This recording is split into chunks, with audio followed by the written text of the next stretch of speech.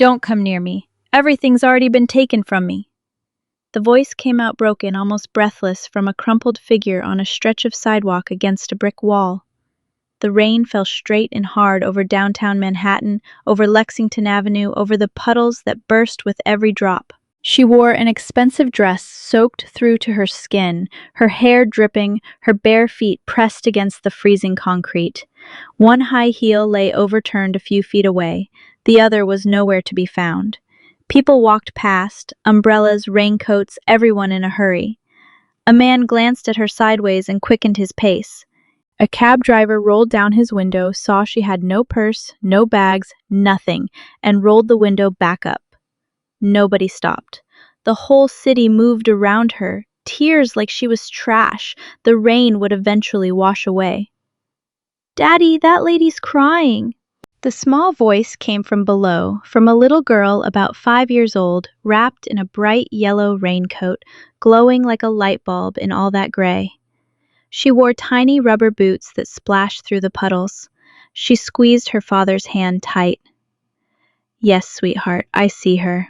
The man's name was Marcus Bradley, and he was worn out from a 12-hour shift pushing hospital gurneys, still wearing his orderly scrubs under a tired old sweater. He had his daughter with him because the night daycare had fallen through again. He had $30 in his wallet to last until Friday, and still he stopped. Marcus walked over slowly, careful not to crowd her, and crouched down at a respectful distance. "Ma'am, are you all right? Go away." Victoria Ashford didn't even lift her head. "Please, you too. You're soaked, and you don't have any shoes. I don't need you to tell me that. I already know." His voice stayed calm, without a trace of pity, like a man simply commenting on the weather. "But it's cold out here, and you're going to get sick. That part I will say." She finally looked up. Her eyes were swollen from crying, her mascara running in 2 black streaks, and underneath the fear sat an old, simmering anger. "And what do you want?" "Everybody wants something." "How much?" "Name your price for your good deed and leave me alone." Marcus wasn't offended. He shook his head gently. "I don't have anything to charge you, ma'am, and nothing to spend it on even if I did. I just got off work. I was just walking by." "Then keep walking." "I would." He glanced toward the street, toward the umbrellas that kept moving without pause. "But my daughter already saw you, and if we walk away, she's going to spend the whole night asking me why we left a crying lady out in the rain, and I won't have a good answer for her." "Daddy." Grace tugged at his sleeve, still watching the woman. "She's gonna get sick." "Maybe, sweetheart. I'll lend her my raincoat." Marcus looked down at his daughter. He gave her a moment. "That part's up to you." Victoria opened her mouth to say something sharp, but nothing came out because the little girl in the yellow raincoat had already let go of her father's hand and was walking toward her, splashing through puddles with that serious little face kids get when they've made up their mind. "Here." Grace unsnapped her raincoat, slipped it off her shoulders, and held it out. "So you don't get cold?" "No." Victoria pressed herself against the wall. "No, honey, keep it. You'll get wet." "I have a sweater underneath, and you're shaking a lot. My mommy used to say, when somebody's shaking, you gotta cover them up." The little yellow raincoat dropped over Victoria's soaked shoulders.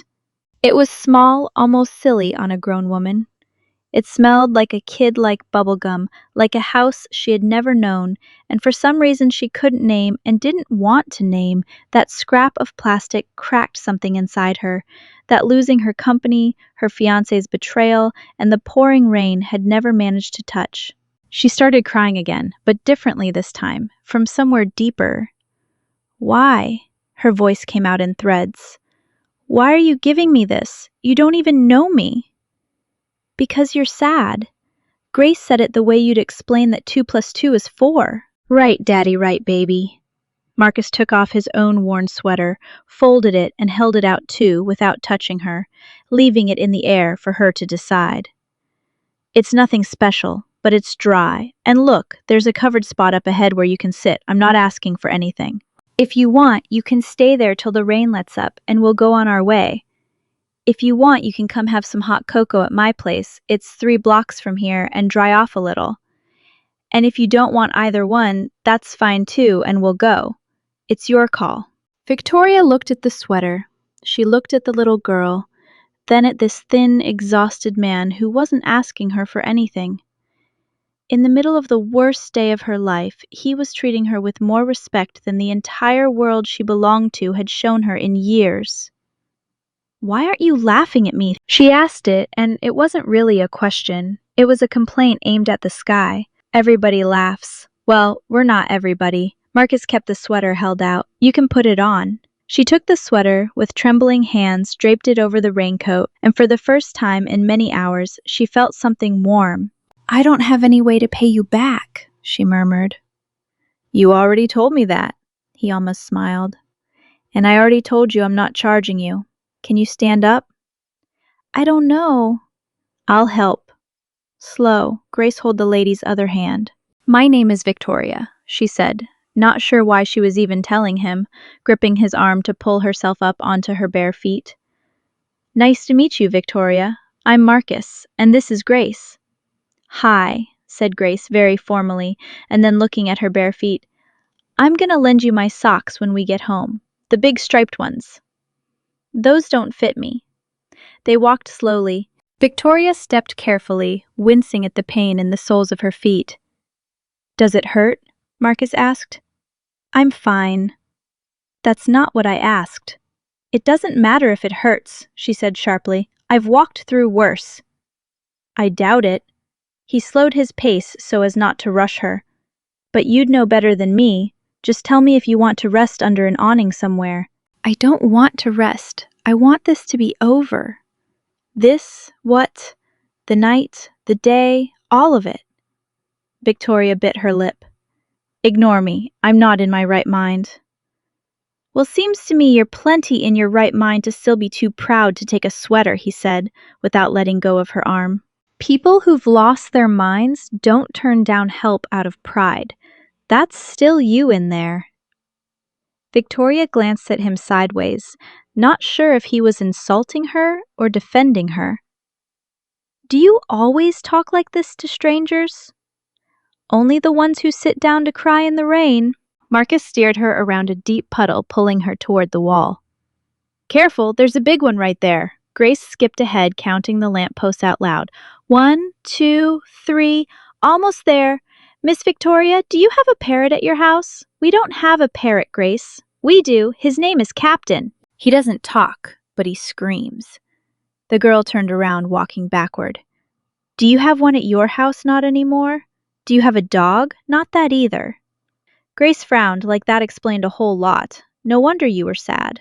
And Victoria, who hadn't smiled once all day, felt the corner of her mouth twitch against her own will. So under a rain that never let up, a woman who that same night had run an empire walked 3 blocks barefoot, holding on to the arm of a broke hospital orderly, wearing a little girl's yellow raincoat over her shoulders. She didn't know it yet, but she had just crossed paths with the first person in a very long time who had looked at her without calculating what she was worth. The building was tucked at the end of an alley behind a rusty iron gate that creaked when it opened. A concrete courtyard, laundry lines crossing overhead from wall to wall, a birdcage with a sleeping parrot, and around it all the numbered doors of the units. Marcus lived in Unit 7. 1 room, a bed, a small cot for the girl, a table with 2 mismatched chairs, a hot plate, a wardrobe, a small framed picture of a smiling young woman hanging from a nail. "Come on in," he said, flipping on the light. "It's not much, but it's dry." Victoria stood in the doorway, dripping. She took in the room in a single glance. In her world, this space wouldn't even have counted as her bedroom closet. And yet, there was a clean, ordered, dignified kind of poverty here that shamed her more than any luxury ever had. "I'm going to get everything wet," she said. "The floor's concrete. It dries on its own." Marcus was already setting a pot on the hot plate. "Grace, get the lady a towel from the wardrobe and the striped socks. Victoria, you can change behind that curtain. I'll lend you one of my shirts and some sweatpants. They'll be big on you, but they're dry. I can't take your clothes." Is it that or staying wet and waking up with pneumonia? He said it without any drama stirring the milk. "Your call, but fair warning, we don't have a house doctor around here." Victoria opened her mouth, then closed it. She was too tired to argue. She took the towel and stepped behind the flowered curtain and changed. The shirt hung to mid-thigh. She rolled the sweatpants 3 times at the waist. When she came out barefoot, wearing a 5-year-old's striped socks, she felt more exposed than she ever had in her life, and at the same time, warmer. Sit down. Marcus pulled out the less wobbly chair for her. The cocoa's vanilla, nothing fancy, but it warms you up. He set a steaming mug in front of her. Victoria wrapped both hands around it, and the warmth crept up her arms. Grace climbed onto the other chair with her own little cup and watched her drink with the kind of focused attention only kids give something they consider important. "Is it good?" the girl asked. Victoria took a sip. Sweet, thick, warm. It had been years since she'd had anything so simple. "It's really good," she said, and it surprised her that it was true. Grace smiled satisfied, as if she'd made it herself. "My dad makes it," she reported. "He puts in the vanilla that runs out fast. That's why we usually only have it Sundays, but today he made some 'cause you were sad." Grace Marcus said gently, "Is that true, you said? I'm gonna make the lady some cocoa so she can warm up." "Yeah, I said that." He shrugged, a little embarrassed. "No use denying it. This one always rats me out." "You didn't have to use up your Sunday vanilla on me," Victoria said. "It's already done. Drink it before it gets cold. It doesn't taste the same cold." Marcus sat on the bed with his own mug. "And do you like cocoa? Or had you never had it? I had it as a kid." Victoria wrapped her hands around the mug. "We had a housekeeper, Miss Dolores. She used to make it for me in secret when my father wasn't around. In that house, cocoa like this wasn't for an heiress." A shadow crossed her face. "It's been years since I thought about Miss Dolores." "And what happened to her?" "She retired. I retired her, actually, when I took over the company. With a decent pension." She paused. "I never once thanked her for the cocoa. Not one time." "Well, you still can." Marcus blew on his mug. "Good people remember a thank you, even a late one." "I don't even know where she lives." "You'll figure something out if you really want to." He said it without pushing, like he was planting a seed. "Drink your cocoa." There was a long silence in which only the rain on the tin roof and the little girl's sipping could be heard. Marcus sat on the edge of the bed with his mug, and he didn't ask anything. Not what happened to you, not who are you. He waited. And that not asking was what little by little loosened something in Victoria's throat. "I wasn't always like this," she said, suddenly staring at her mug. "What you saw out on the street? I'm not some woman off the street." "I never thought you were." "I had a house. I had so much more than a house." A bitter laugh escaped her. "This morning I had an office with a view of the whole city. I had people who opened my car door for me. I had a name that opened doors all by itself. And tonight I don't even have shoes." "Things you have can disappear fast," Marcus said, no edge to it, almost tender. "I've seen it at the hospital. People come in who had everything, and on a gurney, they end up looking just like everybody else. And people come in who had nothing, and it turns out they had the important stuff. The gurney doesn't play favorites." Victoria looked at him. She hadn't expected philosophy from a hospital orderly. It bothered her that he was right. "And your wife?" she asked, motioning with her chin toward the photo on the nail. "Sorry, I shouldn't have. She passed away." He said it plainly, no decoration, looking at the photo. 2 years ago. Grace was 3. Her name was Rose. A pause. "She was a nurse. Met her at the hospital, actually. She got sick, if you can believe the irony, and we couldn't cover the bill for the treatment that would have saved her." "I'm sorry." "Thank you." Marcus drank from his mug. "I'm not telling you so you'll feel sorry for me. I'm telling you because you told me yours. It's rude to leave somebody alone in their own story." Something in Victoria, a stone she'd been carrying on her chest for hours, shifted 1 millimeter. "You're going to think I'm crazy," she said, "but I believe you. I believe everything you're saying, and I didn't believe anybody all day." "And why's that? Because you're the only one who doesn't want anything from me." She said it slowly, discovering it as she spoke. My whole life, everyone who ever got close to me wanted something. My money, my name, my bed, my signature. You gave me your sweater and your cocoa and your clothes, and you haven't even asked for my phone number. And what use would I have for your number, I don't know. To bill me later, to brag that you helped in Ashford, to ask me for a job. People always know what for. Well, I don't know what for, Marcus said, and took a sip. Honestly, I can't think of a reason. I helped you because you were on the ground, not because of your last name. If you'd been the lady from the corner diner, I'd have helped her the same way, probably faster since I actually know her. Victoria let out a short laugh, surprised she still could. You're a rare one. That's what they tell me, he nodded toward her mug with his chin. Want more? No, I'm good, thank you. She looked at him a moment. That's the third time I've said thank you to you in an hour. I don't think I said it 3 times in the whole last year. Well, you're getting some practice in. I don't even have a cell phone except for emergencies, he said, and smiled sideways. And either way, what would I need your number for? Tomorrow you go back to your world, and we stay in ours. This is just so you get through the night without freezing. Would it be all right if you take the bed and I make a spot on the floor with Grace? No, absolutely not. I'm not taking your bed. It's the bed or the cot, and the cot's Grace's, and it wouldn't fit one of your feet. Marcus was already pulling a blanket out of a drawer.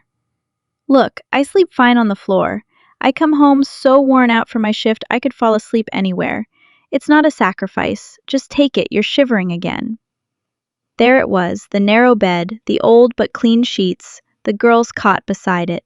She thought of her own bedroom with the marble bathroom and the skyline view, the one that wasn't hers anymore, and thought that maybe she had never slept in a bed where someone had rested so honestly tired.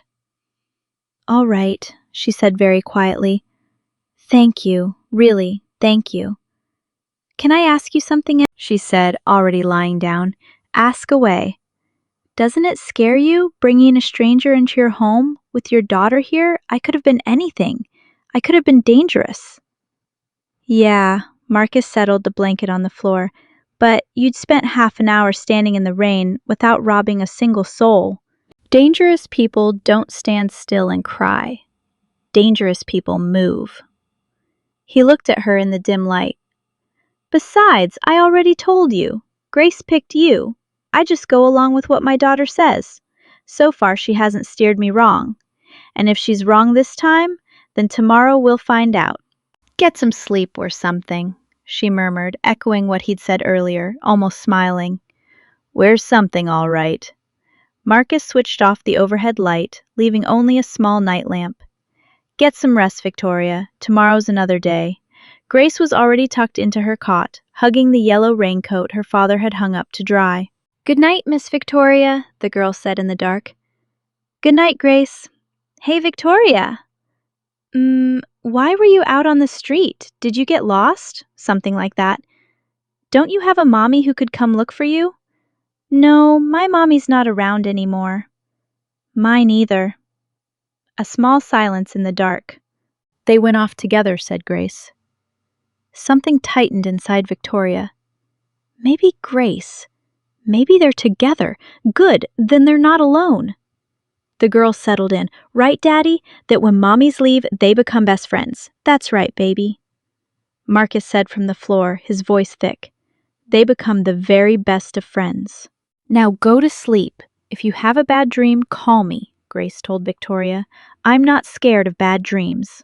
Victoria lay staring at the tin ceiling while the rain drummed above, lying in the bed of a man she'd met an hour ago, in a rented room in someone else's clothes, her tears finally dry on her face. And for the first time since her world had collapsed, she wasn't afraid. She woke to the smell of coffee and the squawk of the parrot. For a second she didn't know where she was. Then it all came rushing back. The rain, the street, the yellow raincoat, the cocoa, and before that, the other thing, the boardroom, the signatures, Richard's face. Marcus was already dressed for the day, frying eggs. Grace was hair in 2 little braids, ate toast at the table. Morning, he said, without making a fuss over her being there. You slept better than I have in months, she said. It was true. She sat down. I don't want to eat your breakfast. There's enough for 3. Sit down. He served her eggs and beans and a sweet roll. Grace, don't play with your bread. They ate. Victoria ate more than she thought she'd be able to, and while she ate, she finally let the whole story spill out, not because he asked, but because it no longer fit inside her. Do you know who I am? She asked. Do you actually know? A lady, something bad happened to Marcus said, pouring himself coffee. Not really, to be honest. What do you do?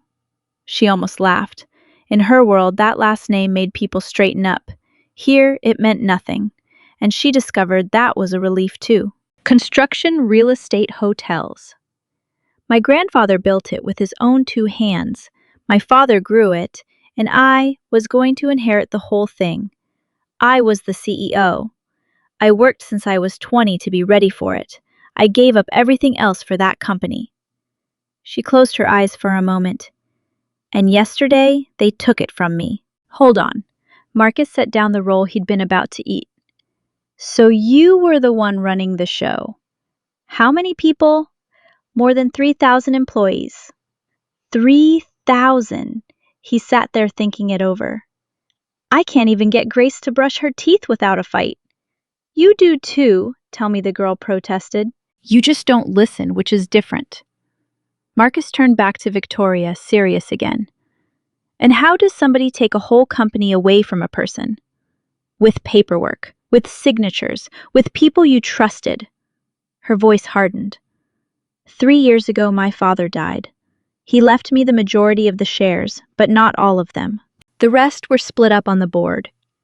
I trusted they'd back me because I'd given them my loyalty my whole life. And I trusted above everyone one person. Who? Richard. Richard Vaughn. Saying the name left a bad taste in her mouth. My fiancé and my business partner. We'd been together 4 years. We were supposed to get married in December. She let out a joyless laugh. The venue was already booked, the dress was already picked. He ran the financial side of the company. I opened every door for him. I put him on the board. I introduced him everywhere as the man of my life. I gave him my complete trust, which is the one thing I never gave anybody. And what did he do? Turns out he'd spent months quietly buying up the other board members' shares, building votes in secret, assembling a board against me while he kissed me good morning. She gripped her fork tighter. Yesterday at the meeting, he stood up, presented some cooked numbers, said my management had put the company at risk and moved to remove me as CEO. I thought it was a joke. I looked at him, waiting for him to laugh. He didn't laugh. They voted. He won by 1 vote. By 1 vote, Marcus repeated slowly. By 1 his. Marcus set down his mug. And what did he gain from that? He gets to stay on as chairman of the board, and I'm out with no position. My shares frozen in a legal dispute he engineered, so I can't even sell them. She pressed her lips together.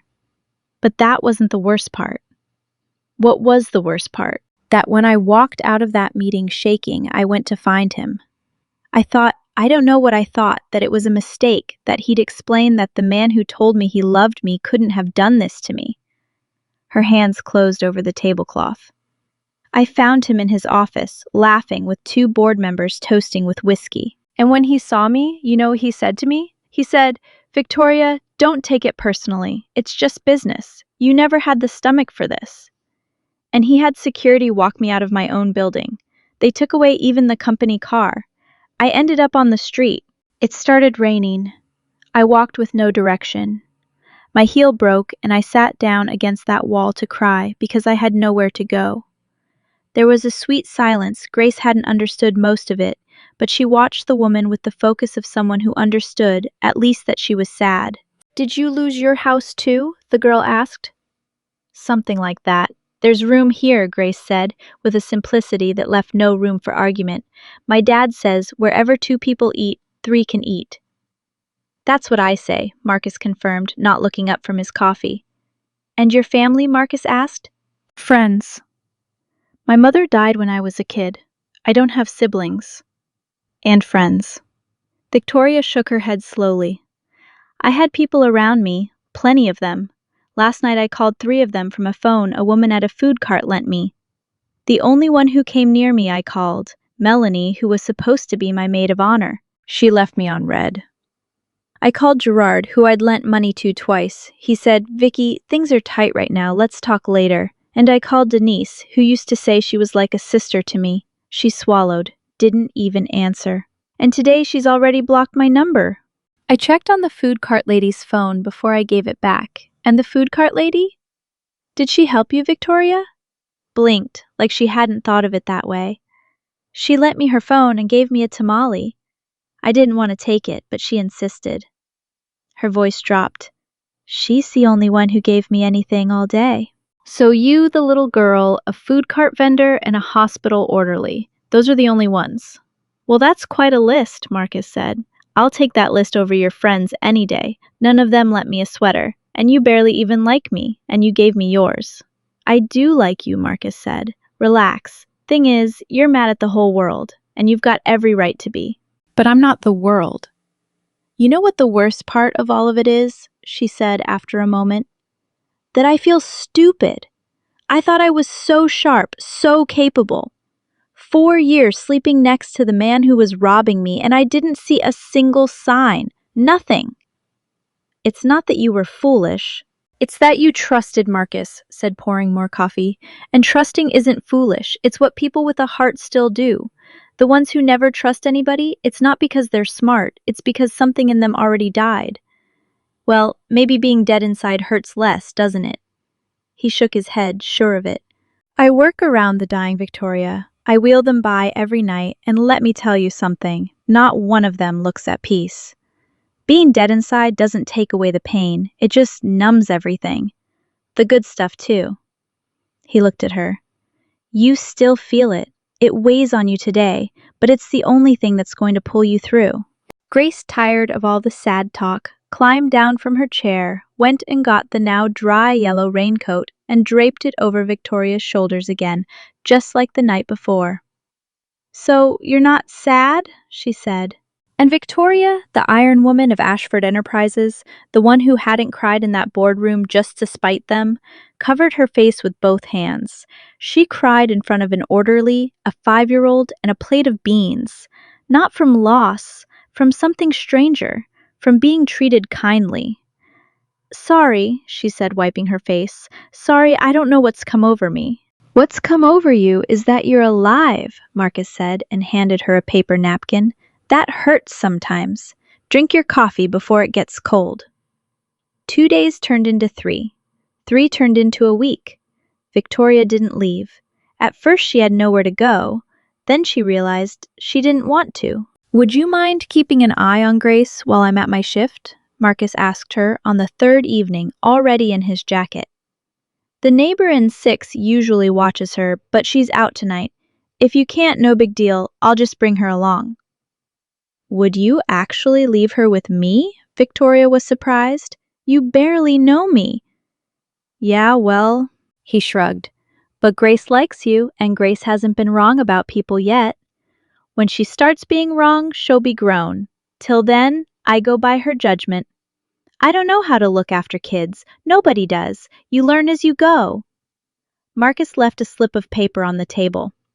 Here's the building manager's number if anything comes up. Dinner's at 7, teeth brushed by 8, bed by 8:30, even if she argues she's going to argue, and if she cries, you hold her. It's not rocket science. He put on his cap. I'll be back at 6 in the morning. Thank you, Victoria. And he headed out across the courtyard toward the night bus.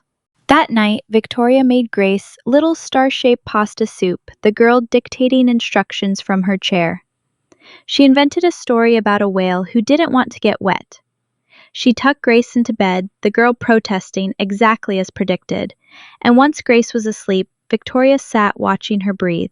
Looking after a 5-year-old, she discovered, cleared her head better than any office ever had. In the days that followed, she taught Grace to count the streetlights on the walk to the store, one by one, and to keep score in the bottle cap game. And Grace taught her something even harder, how to jump puddles without getting her socks wet. But pride is stubborn, and Victoria still couldn't stand the idea of not paying for anything. One morning, while Marcus slept off his shift, she sat at the table, grabbed a pencil and a sheet of the girl's paper, and did the math. When he woke up, she set the paper in front of him. "I did an accounting," she said, "of what I owe you. The food, the room, the clothes I ruined. I even factored in your water and electricity while I've been staying here. I calculated your time watching me that night, too, and let me." Marcus rubbed his eyes, still waking up. "What is this? It's only fair. My accounts are frozen, but that's not going to last forever. The moment anything unfreezes, I'll pay you back, to the last dollar. I signed a promissory note, see dated, and I added interest the standard bank rate so you don't come out on the losing end." Marcus looked at the paper, at the numbers, the elegant signature, the calculated interest, and for the first time since she'd known him, something in his face went dark. Truly dark. "Put that away," he said, without raising his voice.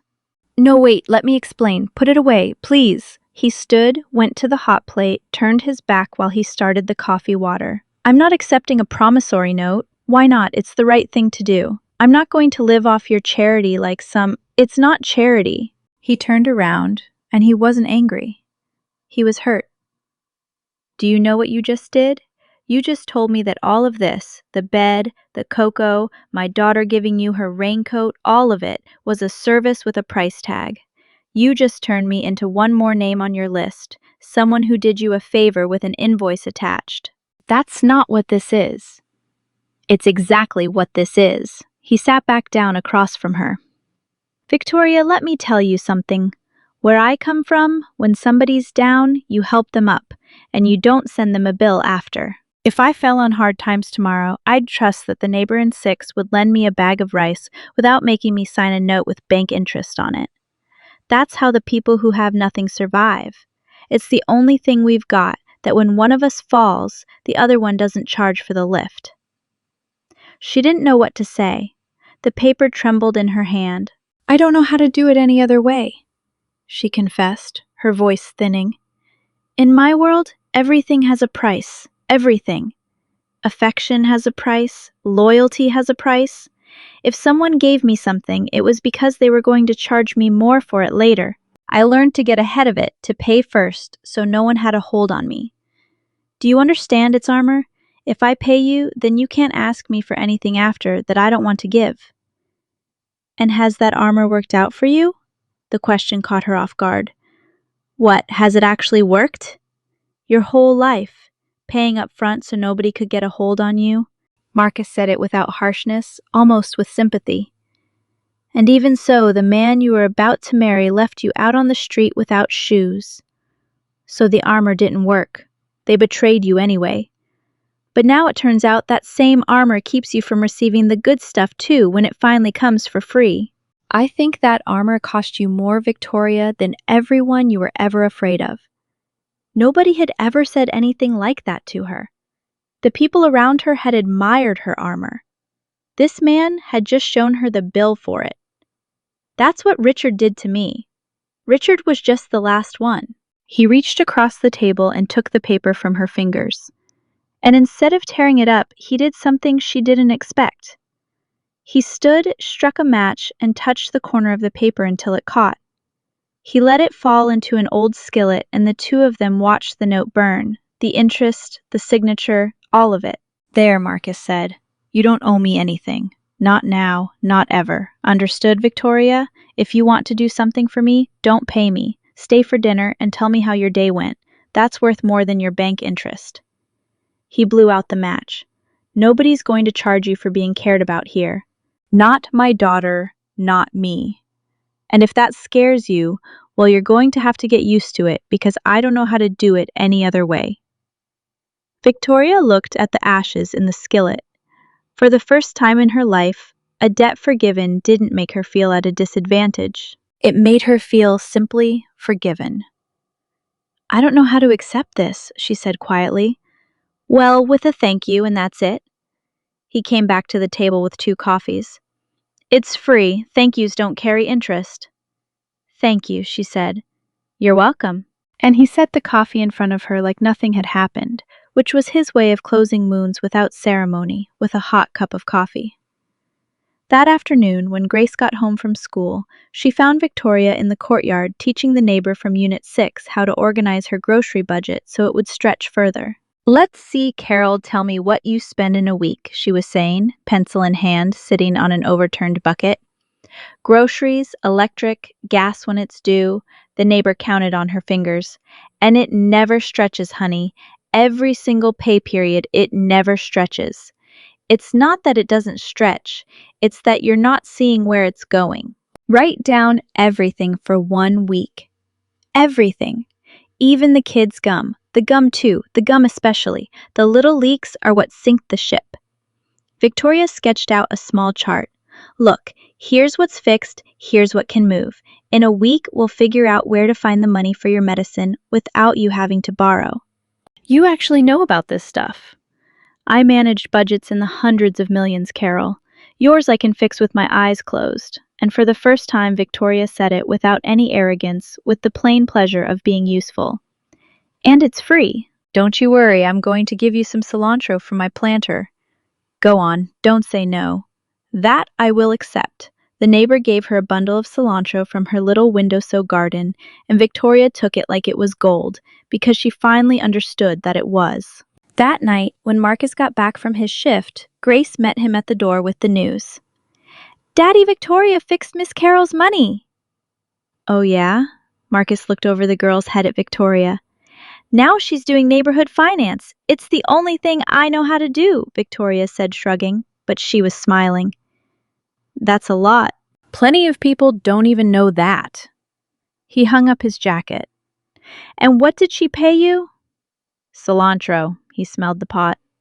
"Good price. I made dinner with the cilantro. Rice turned out mushy." "Everybody's first pot of rice turns out mushy. Mine still turns out mushy sometimes, and I've been at this for years." He tasted a spoonful straight from the pot. "It's good. It's really good." "Liar. Not lying, Victoria. I'm not doing you a favor here." "Well, it could use salt, but the soul's already in there." He passed her the salt shaker. "That we teach. Everything else you already had." The cold front settled in, and one night another downpour let loose, the kind that rattles the tin roof. Marcus was covering a shift. Victoria and Grace stayed in alone, with the night lamp and a pot of hot cocoa. "Tell me about when you were rich," Grace asked, curled up under the blanket. She said it with no malice, like asking for a fairy tale. "Why do you want to know that?" "'Cause I want to know if you liked it better." Victoria sat thinking. It was a 5-year-old's question, which is to say, the hardest question in the world. "I had a very big house," she said, "with lots of rooms, so many that there were rooms I never once walked into. I had a bedroom bigger than this whole building, and a pool, and people who cooked for me and did my laundry." Grace's eyes went wide. "And were you happy?" Victoria looked up at the tin ceiling, at the flickering lamp, at the little girl bundled against her.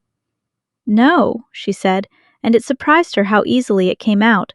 "I don't remember being happy there. I was too busy making sure nobody took it away from me, and they took it away anyway." "You're happier here," Grace declared with absolute certainty. "You laugh more. You didn't used to laugh at all, now sometimes you do." "You think so?" "Yep," the girl yawned. "My daddy laughs more too, since you got here." "Your daddy laughs more."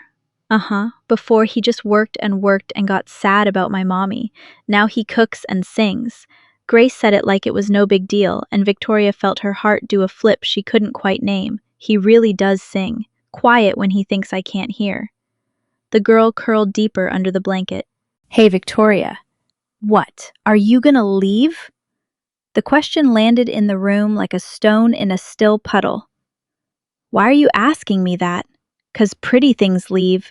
She said it with an old sadness, too old for 5 years old. "My mommy left, and I don't want you to leave too." Victoria felt her throat tighten. Grace looked at me. Said she cupped the girl's little face in her hands. "I'm not your mom. That's not something I can take away, and I don't want to. Your mom was Rose, and she'll always be your mom." "I know, but I still don't want you to leave." "I'm not leaving today." "That helps you. Any?" And tomorrow, tomorrow not either, and the day after not that day either. Nosy. Victoria smoothed the girl's hair. Want to hear a secret? Do you know why people leave? Why? Because sometimes they can't find a place where they feel like they belong. And I lived in every big, beautiful place there was, and I never once felt like I belonged. And here in this little room that smells like cocoa, I feel more at home than anywhere else. She kissed the top of Grace's head. So I have no reason to go anywhere. See? Really, really, in stories, the princesses always leave at the end. The girl's eyes were already closing. But you're not one of those princesses. No, Victoria said, her heart pressed tight. I'm one of the ones who stay. Grace went quiet for a moment, satisfied, and then eyes almost shut, she asked, Tell me the one about the princess who got lost in the rain. I don't know one. Yes, you do. It's the one about a princess who lost her castle and walked barefoot in the rain and nobody helped her. Grace looked at her through half-closed eyes, until a little girl gave her her yellow raincoat. A lump rose in Victoria's throat. The girl didn't even realize what she was saying. Or maybe she did. Kids know more than we give them credit for. Oh, that one, she said, her voice thick. That one I do know. And she told it.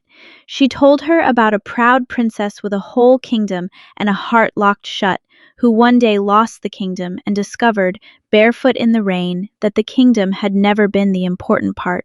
She told her about a little girl in a yellow raincoat who knew nothing about kingdoms, but knew all about being cold. She told her that in the end, the princess no longer wanted her castle back because she'd found a smaller, warmer house instead. When she looked down, Grace was already asleep, her head in Victoria's lap, one small hand gripping the sleeve of her shirt. Victoria stayed very still so as not to wake her. Outside, the rain fell just like it had the night they met, but everything else was different. That same rain that had once found her barefoot and alone now found her under a roof with a sleeping child on her lap, waiting for a man who'd come home soaked from his shift and ask, before anything else, whether Grace had eaten dinner. She took the yellow raincoat hanging dry from its nail and laid it over the girl's feet like a blanket, and realized, in the quiet, that this scrap of plastic had become the most valuable thing she'd ever held in her hands.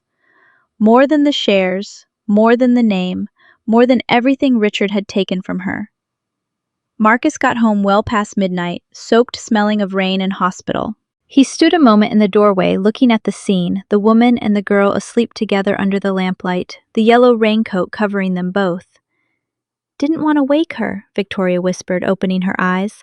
She fell asleep on me. Leave her, Marcus said, taking off his wet jacket. It's been years since she's slept this peaceful, his voice dropped. Since Rose died, she's had trouble sleeping. Used to cry in her sleep. It's been weeks since I've seen that. It's because of you. Don't say that. It's the truth. I'm not going to hush it up just because it scares you. He sat on the edge of the bed, tired, sincere. Victoria, I need to tell you something, and I don't want you to answer today. I'm not expecting anything. I just want you to know it. Marcus let me say it, or it's never going to come out. She took a breath. That night in the rain, I stopped because my daughter asked me to. But it's been weeks now, and you've had weeks where you could have left and you haven't, and I've had weeks where I could have told you it's fine, you can go, and I haven't said it because I don't want you to, because this house with you in it feels like a home, and without you, it's going to feel empty.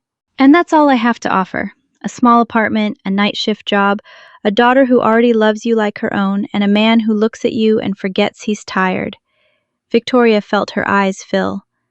I have nothing to offer you, she said, using his first name without meaning to for the first time.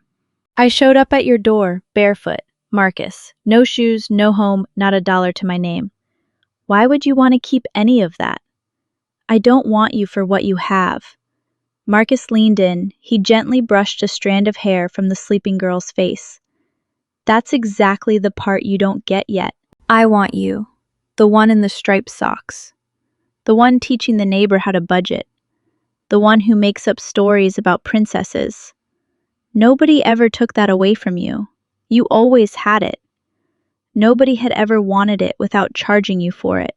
And there, under the lamplight, with the sleeping girl between them and the yellow raincoat as a blanket, Victoria understood she had fallen in love with the poorest man she had ever known. For the first time in her life, love came with no invoice attached. "Don't use my last name," she said, her voice breaking with a smile. "Not anymore, okay?" Marcus said and smiled. "You drop mine too." "What was she like, Rose?" she asked it suddenly. "Your wife. What was she like?" "Why do you want to know?" "Because I'm living in her house, sleeping in her bed. Her daughter's starting to love me. I think I deserve to know whose place I'm taking." "You're not taking anybody's place." Marcus sat quiet a moment. Rose was cheerful. She sang while she mopped the floor. She'd scold me for coming home soaked from my shift. Her hands were always cold, and she'd stick them under my sweater just to bug me. He smiled in the dark. She was a nurse, a good one, the kind who stayed late without getting paid for it. That's probably why I fell for her, because she took care of people without charging for it. Same as you with Carol. Don't compare me to her. I don't deserve it. I'm not comparing you. You're different people. He looked at her. Rose never had anything to lose, so she never had anything to be afraid of. You lost everything and learned to have it anyway. Those are two different kinds of brave. Hers was never having fallen. Yours is having gotten back up. Both count. Doesn't it feel like a betrayal, loving me? It used to, he said it honestly. The first nights you slept here, I felt like I was cheating. I'd talk to Rose in my head, ask her permission. A pause. And one night I dreamed she told me, "Okay, Marcus, that's enough. Don't scare this one off. She takes good care of the girl." And I woke up at peace. I don't know if it was really her or just my own head, but ever since that night, the guilt's been gone. You're making that up to make me feel better. Could be, Marcus laughed softly. But even if I made it up, it's what I feel. Rose wouldn't want Grace growing up without a woman to teach her budgeting and tell her stories about whales. And I don't want to spend the rest of my life talking to a photo on a nail. The dead don't ask us to die along with them, Victoria. Only the living. The scared ones believe that. There was a long, warm silence. "I'm scared," she confessed, after a while. "Not of you, of me. Of getting used to this and having it taken away, too. Maybe it will get taken away." He was honest because he didn't know how to lie. "I can't promise you nothing bad's going to happen. I don't promise that to Grace either. Life is what it is," he squeezed her hand. "The only thing I promise you is that as long as I'm around, you won't be alone in the bad parts. That I keep. And is that enough for you? A man with nothing promising not to leave, that's enough for me. If it's enough for you." He went quiet a moment. "Is it enough for you, Victoria?" She looked at the sleeping girl between them, the yellow raincoat covering them both, the small room, the lamp. "I have more than enough," she said.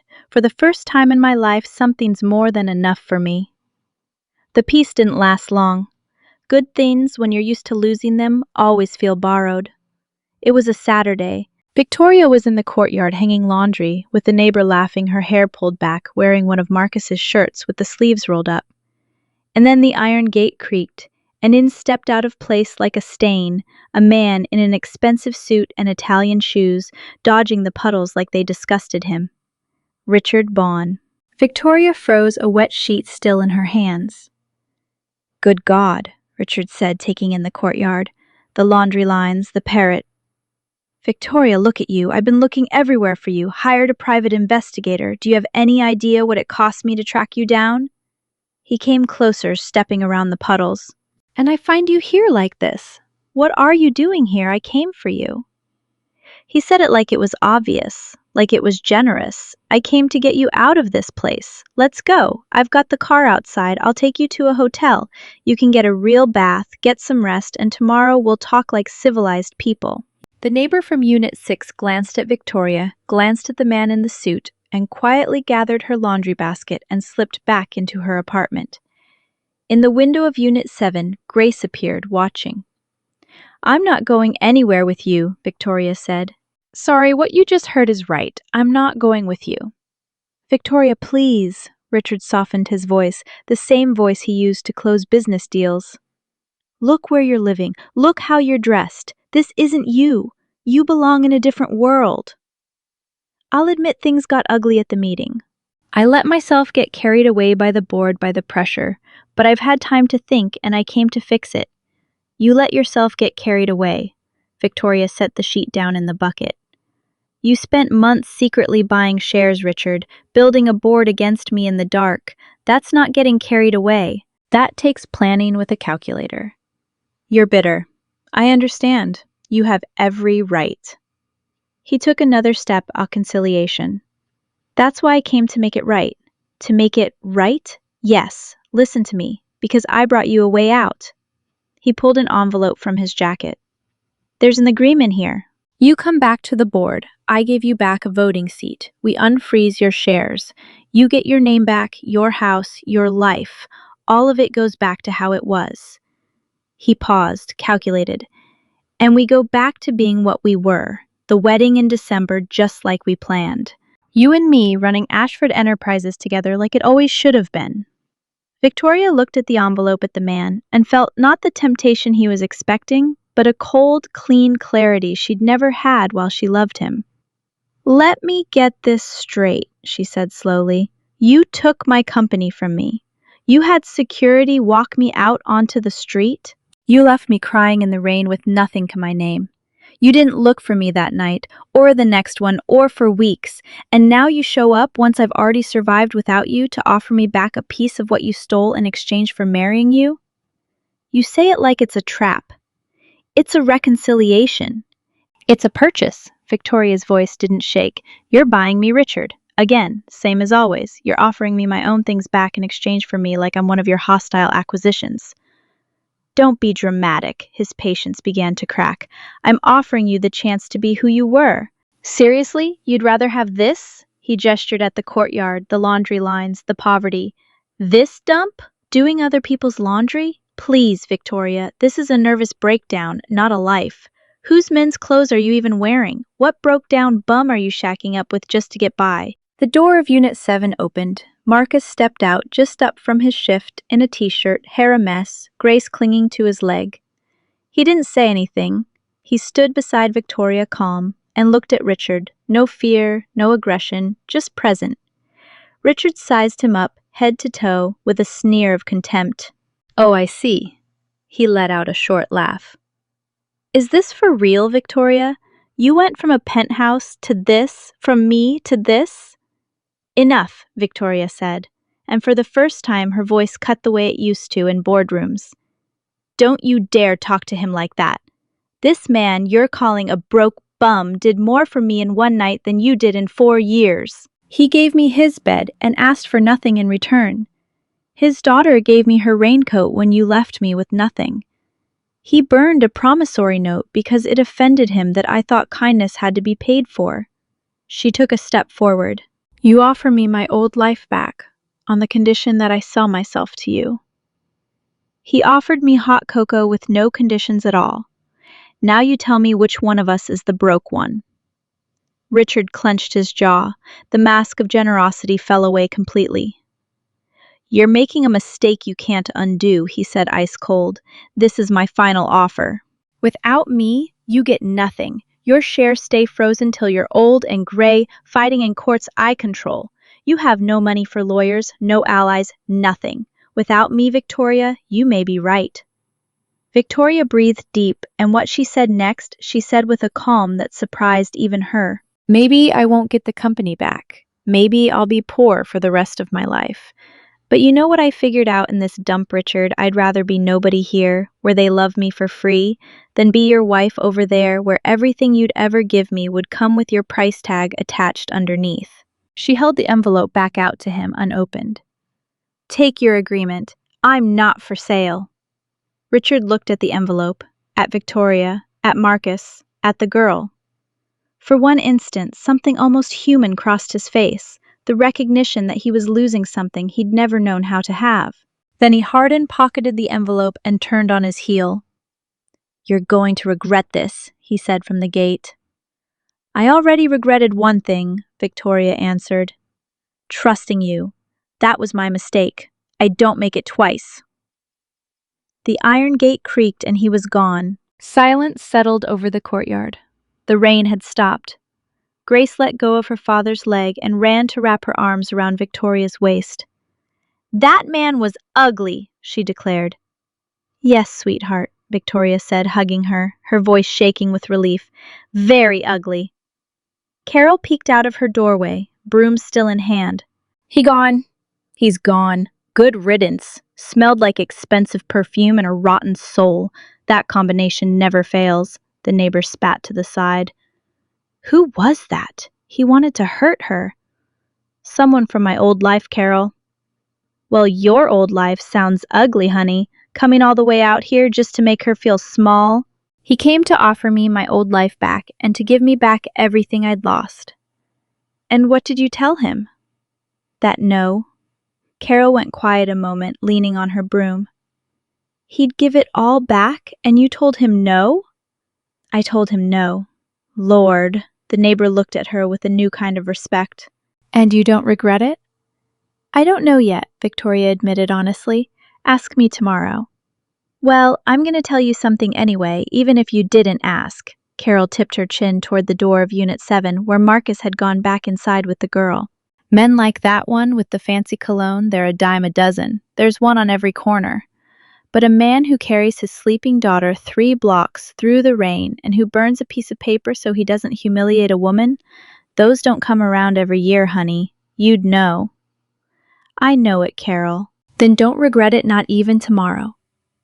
Marcus watched her with quiet worry. "You just turned down your entire company," he said softly. "For pride. For us." "Victoria, you didn't have to. It wasn't pride." She took his face in both hands. "It was dignity." "That's different. Pride would have made me say yes just so I wouldn't look defeated in front of him. Dignity made me tell him no." She smiled, eyes brimming. "You taught me the difference without even knowing it, with a burned promissory note in a skillet. But you're left with nothing. I'm left with you too." She kissed him right there in the courtyard in front of the parrot and the laundry lines and the girl who made a face and giggled. And it turned out that was not nothing. It was everything. That night, once Grace was asleep, Victoria lay awake staring at the lamp. Turning down Richard's trap had been the right thing to do. But it was one thing not wanting her company back as a poisoned handout, and another thing entirely to let that man keep what her grandfather had built with his own hands. Something old lit up inside her, not ambition, justice. "I don't want the company to be rich," she whispered to Marcus in the dark. "But I can't let him get away with stealing it. My grandfather didn't build that from nothing so a thief could walk off with it. You understand the difference?" "I understand it," he said. "What do you need to prove the numbers he presented were false, and that he bought those shares through fraud? If I can prove it, the board's decision falls apart, and he falls with it." She clenched her fists. "But he was right about one thing. I don't have money for lawyers." "No," Marcus said.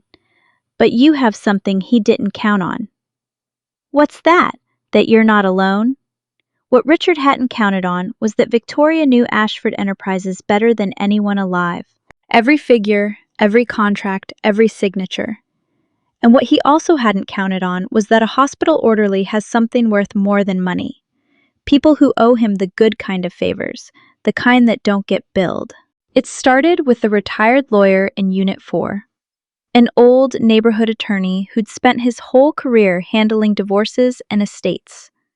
Once Marcus had rushed him to the hospital during a heart attack, pushing the gurney himself at a dead run. When Victoria, surrounded by piles of yellowed case files, explained what had been done to her, the old man took off his glasses, cleaned them slowly, and said, "Sweetheart, I'm not going to beat a downtown law firm at their own game, but there's one thing those expensive lawyers forget because they bill by the hour and never read anything all the way through. Fraud always leaves paper. Always. You have access to the stock registry records. Any purchase or sale of shares in a registered company gets recorded. That's public, so let's start there for free. I'll bring the legal eye. You bring the eye that actually knows the company. Let's see what we find." "Sir, I have no way to pay you. You asked me for money." The old man looked at her over his glasses. Your husband, or whatever he is to you, saved my life, pushing a gurney. I don't charge for favors like that. You return them. That's different. He's not my husband. Well then, you'd both better get on that. The lawyer opened a file. Sit down. This is going to take a while, and I've only got yesterday's coffee, which is all there is. They found plenty. For 3 weeks, Victoria worked like she never had before. By day, she watched Grace and reconstructed the real accounting from memory, the one Richard had dressed up. By night, while Marcus was at the hospital, she cross-referenced public records with the lawyer from Unit 4, piecing together, document by document, the proof. Richard had bought out 3 board members' shares through shell companies registered under his name, hiding that he was the buyer so it would look like independent support rather than a hostile takeover. That was illegal. And the numbers he'd presented at the meeting were inflated. He'd logged approved investments, ones he himself had signed off on as losses from her management. That left paper, too. And the paper had his signature on it. One early morning cross-checking records, Victoria snatched up a page. Look at this. This company, Centerline Holdings, bought a block of shares 3 days before the board meeting. And Centerline Holdings is registered at the same office as Richard's personal firm. Same floor, same street. Her hand trembled. Are you sure? I worked with him for 4 years. I recognize even how he numbers his memos. This is his people's work. It's him. It's him. The old man narrowed his eyes over the page then. We've got him right where it hurts most. When Marcus got home from his shift that early morning, he found them surrounded by papers, eyes bright with exhaustion and something else. How's it going? We've got him, said the lawyer. We've got him. Are you sure, Victoria? She looked up from the papers. It's not enough to put him away for years without an expensive fight, but it's enough to overturn the board's vote. It's enough to scare him. And that's enough with cowards. Enough. She looked down at the folder. Richard's brave enough to steal in the shadows, not brave enough to own it when he's caught. We don't have enough to beat him in a long fight, the lawyer said one early morning, tapping a folder. But we've got enough to spook him in the short one. We've got enough for one thing, an emergency shareholder challenge. If you bring this before the board with a copy going to the authorities, that young man has 2 choices. Fight it out for 10 years in court, risking prison for fraud, or hand back what he stole and slip away quietly. Cowards, honey, always slip away quietly. The night before the meeting, Victoria couldn't sleep. Marcus found her at the table, going back over the papers by lamplight. The CEO can't sleep. Again, he said quietly, so as not to wake Grace. What if I'm wrong about something? What if he has a document I never saw? He's always 2 steps ahead. Was. Marcus sat down across from her. He was 2 steps ahead when you were playing his game, but now you're playing a different one, Victoria, the truth, and he's never known how to play that one. And if I lose, then you lose. He said it simply, and tomorrow night we still have soup for dinner, mushy like always, and Grace still asks you for a story, and I still love you the same. It's my grandfather's company, she closed the folder. But I want to get it back anyway, not to be who I was, so my grandfather can rest. That's not wrong. Wanting justice isn't wrong. Wanting revenge is. Which one do you want? Victoria really thought about it because he deserved the honest answer. Justice, she said at last. If it were revenge, I'd send him to prison, and I'm not going to do that. I'm going to give him the coward's way out because I don't want to spend my life hating him. That's justice, not revenge. Right, Marcus stood. Now you can sleep. You just answered the question that was keeping you up. Which question? Who are you now? Let's get to bed, Madam CEO. We've got an early morning. The meeting was called. Victoria walked back into the glass tower for the first time in months, the one she'd been thrown out of. No company car this time, taking the subway and then walking, in the best clothes she could put together. Marcus walked her to the door, Grace holding his hand. I can't come in with you, he said, standing in front of the glass building that made him look as out of place as Richard had looked back at the tenement. That's your world. It's not my world anymore, she said. My world is Unit 7. This is just unfinished business. She looked at him. Will you wait for me? We'll be right here, on the bench across the street. We're not moving. Grace tugged at her sleeve and then did something Victoria hadn't expected. She took off the yellow raincoat, the one folded up small that she carried everywhere now, since it belonged to both of them, and held it out. Take it, Grace said, very serious, so you don't get cold in there. Victoria looked at the yellow raincoat in her hands, the same one that had covered her the worst night of her life. She pressed it to her chest for a second, bent down, kissed the girl's forehead, and walked into the glass building with a scrap of a little girl's plastic raincoat peeking out of her bag, worth more than any tailored suit. Inside, in the boardroom, Richard was waiting with his usual smile. Victoria, what a surprise! He leaned back. Thought you'd have gotten the message. Come to accept my offer, shame it's expired. I'm not here to accept anything. Victoria set the folder on the glass table slowly and opened it. I'm here to give something back that's mine. And she laid it all out. The shell companies, with his name hidden behind them, the records of the covert purchases, the inflated liabilities with his signature, every piece of proof built at a kitchen table in a tenement courtyard, under the light of a lamp, with a neighborhood lawyer. Richard's smile faded line by line. The board members leaned in to look. The murmurs started. This doesn't prove anything, Richard said, but his voice no longer came out steady. No. Victoria slid a page toward the center of the table. Then explain to the board what Centerline Holdings is, Richard. Tell them who owns it. Tell them why it's registered at your own office. Go ahead, we're all listening. That's a coincidence. And this other company, Valley View Capital Partners, another coincidence, bought shares from board member Mendoza 5 days before the meeting. Same notary you use, same handwriting on the promissory notes. Another page. How many coincidences does the board need before it stops believing in coincidences? Victoria, you're making a fool of yourself in front of, and about the numbers you're blaming on my mismanagement.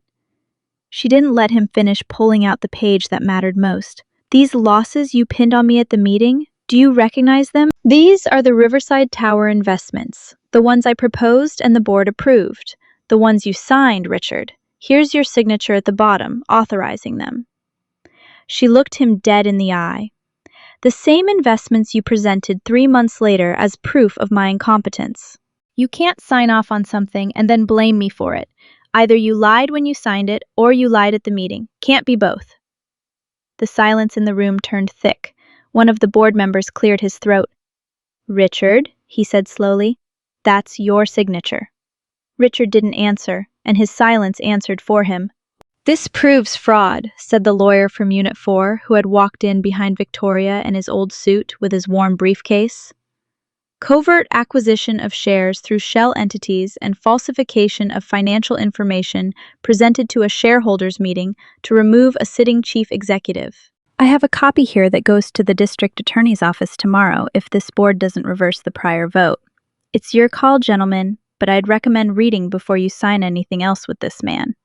Wouldn't want you going down with him wherever he's headed. The silence in that glass room was different from the silence out on the street that rainy night. That one had been indifference. This one was people quickly recalculating which side it paid to be on. Richard understood, the way cowards always do, that he had lost. His face went from contempt to fear in seconds. Victoria, he said, lowering his voice, trying for intimacy. We can work this out between us, you and me. No need to take it too. No, Richard. She gathered her papers calmly. You already tried working it out between us. You offered me the December wedding in exchange for my silence, remember? That was your last offer. Here's mine. You return the shares you stole. You resign from the board today, and I don't send you to prison. Not because you don't deserve it, because I'm not spending one more day of my life on you. And if I refuse, then tomorrow the lawyer hands all of this to the district attorney, and you spend the next few years explaining shell companies to a judge.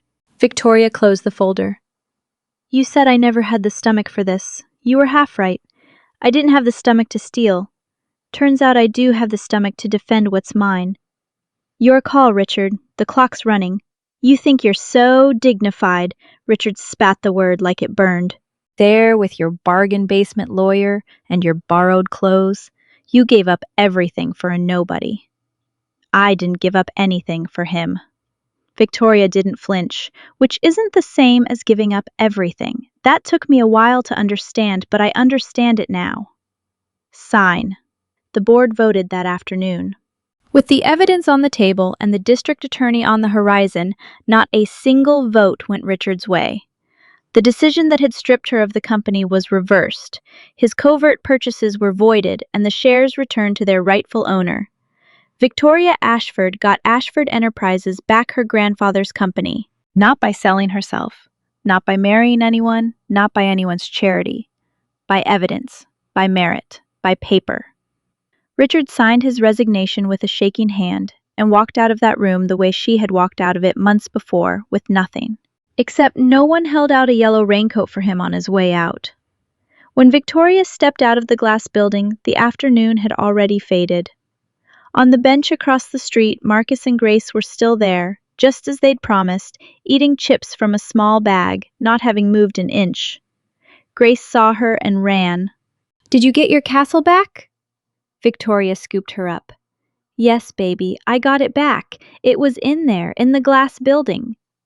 "One part was. The other part was out here with you, waiting for me on a bench. I'm a part of your castle. You're the most important part." She kissed the girl's cheek. "The castle doesn't work without this part, I promise you that. And is the ugly man gonna bother us anymore? I took away his keys to the castle." "Good job," Grace nodded satisfied. "And now you're gonna go live in the castle?" Marcus had stood up, hands in his pockets, trying not to let his face give away what he feared, that now that she had everything back, Unit 7 would feel too small for her, which is what anybody would have assumed. Victoria walked over to him, the girl in her arms. "You know what I did in there?" she said. "Before the vote, before any of it, the very first thing I did was put my old house up for sale, that huge place with the pool, and with the money from the sale, I'm going to do two things." She set Grace down and pulled the now dry, unharmed yellow raincoat out of her bag. "One, pay the lawyer from Unit 4 for a knee surgery he's been putting off for years." "And two?" Marcus asked. "Buy Unit 7 and Unit 6 the neighbors and fix everyone's roofs so they stop leaking, so that building stops being a borrowed roof and becomes an actual home." She paused, softening her voice. "And before I came here, now that I finally had the means, I went and found Miss Dolores to thank her for that cocoa from when I was a kid. You told me I still could. You were right." She took his hand. "I don't want the castle, Marcus. I want Unit 7. I want the vanilla cocoa. I want to come home and hear you singing while you cook. I want Grace to keep calling me what she started calling me last week, and you to pretend you don't hear it." Something in Marcus's face broke open. "What does she call you?" "She called me Mom." Victoria's eyes filled. "Tuesday, when I patched up her scraped knee, she called me Mom, and my whole good world came crashing down on me." And then right there on the sidewalk in front of the glass building where she'd once run an empire, Victoria Ashford did the one thing that truly mattered. She crouched down in front of the little girl, put the dry yellow raincoat back over her shoulders, snapped the top button, and said, "This raincoat did its job, sweetheart. You lent it to me when I was cold. I'm not cold anymore. I'm giving it back to you. And what if you get cold again?" Grace asked. "I'm never going to be cold again," Victoria said and looked at Marcus. "Never again, because now there's 3 of us." Grace thought it over for a second, with all the seriousness of her 5 years. Then she threw her arms open, wrapping them around both of them at once, yellow raincoat and all, and declared, "Okay, but I'm keeping the raincoat, just in case we ever find another princess out in the rain." And the 3 of them laughed, holding each other on a downtown sidewalk, while the first gentle drops of a rain that no longer scared anyone began to fall. That night, Victoria Ashford didn't sleep in a penthouse or in any castle. She slept in Unit 7 in the narrow bed next to a man who came home tired from his shift and asked before anything else whether the little girl had eaten dinner. The dry yellow raincoat hung from its nail just in case some other night the world left someone else crying in the rain. Because there are riches signed away in boardrooms, and there are riches draped folded over the shoulders of a stranger who's shaking, and only one of those two will actually keep you warm.